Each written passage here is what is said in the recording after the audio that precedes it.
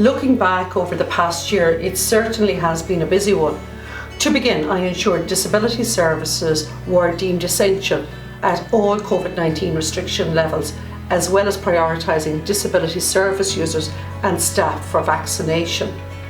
On top of this, I also secured an extra 10 million for day services and respite to lessen the COVID-19 impact. There has been phenomenal investment in disabilities over the past year, including 100 million secured in budget 2021. I also secured an additional 7.8 million to tackle the assessment of need backlog, which stood at 6,500 in June 2020. Amidst a global pandemic, this has been reduced by over 80%.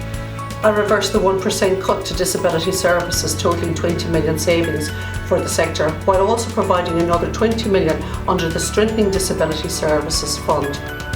I've invested 5 million to develop 9 new respite centres and to add much needed capacity to the system.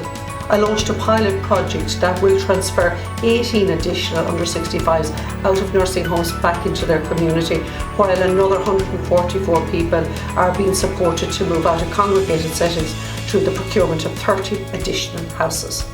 Despite these challenges presented by COVID-19, there was an increase in the delivery of PARs, 6.5% above target for 2020, as well as securing funding to pay restoration for Section 38 workers, which has been a long time coming.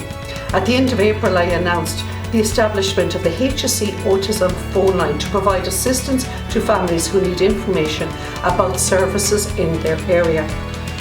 Amidst the chaos of COVID-19 pandemic, there has been a lot of work done over the last year, despite the obstacles. As we slowly return to normal, work will further intensify and more progress on the multitude of issues will be made. Of that I am confident.